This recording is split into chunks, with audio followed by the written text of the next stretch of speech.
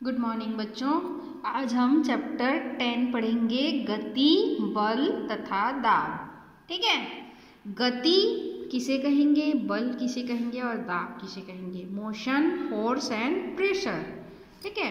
What is motion, गति क्या है। आज हम लोग पढ़ेंगे सबसे पहले गति क्या है। गति माने होता है चलायमान। ठीक है, मतलब जो चीज चल रहा है। ठीक है, हमेशा जैसे पंखा घूमता है, मतलब वो एक ही जगह में नहीं है, उसकी जो पत्तियां हैं अलग अलग जगह पे घूम रही हैं। ठीक है, स्थिर नहीं है। गति का मतलब होता है, देखो यहाँ पे कुछ फोटो दिए हुए हैं, इसी से आप लोग जान जाओगे। बिजली का खंभा, ये चलता है क्या, नहीं चलता है, एक ही जगह में खड़े रहता है। एरोप्लेन एक जगह से दूसरे जगह में जाता है। ठीक है, तो वो गति उसे कहेंगे जिसमें वस्तु का जो है स्थिति में परिवर्तन होता है। ठीक है, यहाँ देखो ये एरोप्लेन है, ये अभी ये मान लो ए जगह पे स्थित है, ए स्थान में है, ये उड़ कर कहाँ जाएगा, बी स्थान में जाएगा। ठीक है, तो जो ए स्थान से बी स्थान में जाना, तो यहाँ पे एरोप्लेन की स्थिति अलग थी, यहाँ पे एरोप्लेन की स्थिति अलग होगी। मतलब किसी भी वस्तु की स्थिति में परिवर्तन को क्या बोलते हैं, गति। ठीक है, ये उड़ रहा है मतलब इसका स्थान परिवर्तन हो रहा है, तो यहाँ गति हो रहा है। ये जैसे चिड़िया उड़ रही है, इसकी भी स्थिति में परिवर्तन हो रहा है, स्थान में परिवर्तन कर रहा है ना, एक स्थान से दूसरे स्थान में जा रहा है, मतलब यहाँ भी गति हो रहा है। ये देखिए कोई लड़का है जो कि दौड़ रहा है, मतलब एक स्थान से दूसरे स्थान में वो जाएगा। ठीक है, तो यहाँ भी गति हो रही है। मछली है, तैर रही हैं, ये भी एक स्थान से दूसरे स्थान में तैर कर चली जाएंगी, मतलब यहाँ भी गति हो रहा है। ये देखिए घर चलता है क्या, या क्या ये एक स्थान से दूसरे स्थान में जाता है क्या, नहीं जाता है, मतलब यहाँ ये चीज़ क्या है, स्थिर है। तो यहाँ पे हम लिख सकते हैं ये स्थिर वस्तु है, ये भी स्थिर वस्तु है, ये गतिशील है। ठीक है, ये भी गतिशील है, ये भी गतिशील है और ये भी गतिशील है। ठीक है, अब देखते हैं हम लोग कोई भी वस्तु गतिशील या स्थिर है कि नहीं, इसका पता लगाने के लिए हमको उस वस्तु को ध्यान से देखना पड़ता है। जैसे घड़ी होता है ना, घड़ी होता है, यहाँ 12 होता है, यहाँ 6 होता है, यहाँ 9 होता है और यहाँ 3 होता है। ठीक है, मान लो ये 3 बज रहा है, तो हमको तो ये पता चलता है कि ये ऐसे घूम रहा है बोल के, लेकिन ये छोटा वाला कांटा हमको जल्दी से पता नहीं चलता है, क्योंकि इसकी गति बहुत धीमी होती है।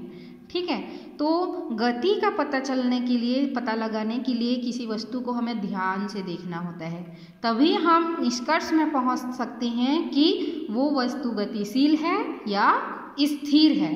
ठीक है, समझ में आया इतना दूर। स्थिर वस्तु और गतिशील वस्तु को आप अब पहचान सकते हो। ठीक है, तो घूमता हुआ पंखा क्या होगा, गतिशील होगा। चलता हुआ साइकिल क्या होगा, गतिशील होगा। ठीक है, ऐसे पुस्तक जैसे ये डस्टर रखा हुआ है, अब ये गतिशील है कि स्थिर है, ये स्थिर होगा। ठीक है, समझ में आया। स्थिर और गतिशील में जिसमें स्थान परिवर्तन नहीं होता है वो स्थिर होगा, और जिसमें स्थान परिवर्तन होता है वो गतिशील होगा। ठीक है, यहाँ पे कुछ सारिणी दिया गया है, उसमें क्या लिखना है आपको, स्थिर वस्तुओं के नाम लिखना है और गतिशील वस्तुओं के नाम लिखना है।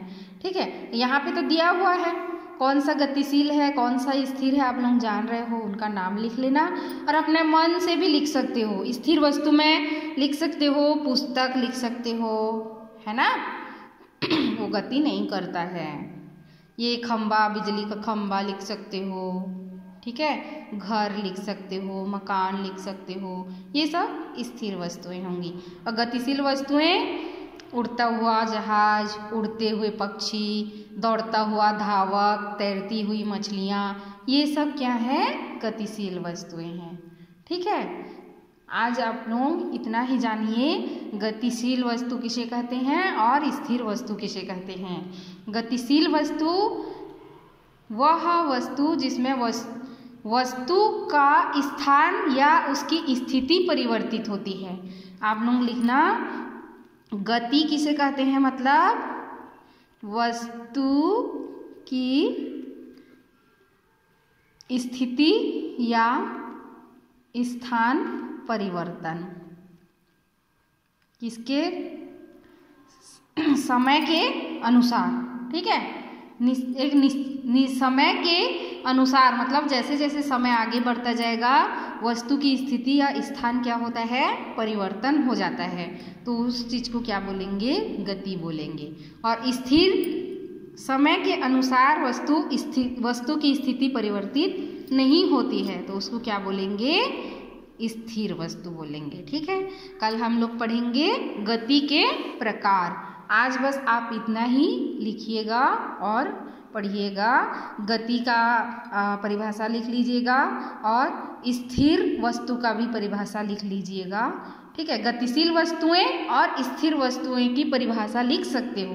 ठीक है, तो समय के साथ वस्तु की स्थिति या स्थान परिवर्तन को गतिशील वस्तु बोलेंगे और समय के साथ उस वस्तु की स्थिति या स्थान अपरिवर्तित होता है तो वो स्थिर वस्तु होता है। ठीक है, बाकी कल पढ़ेंगे।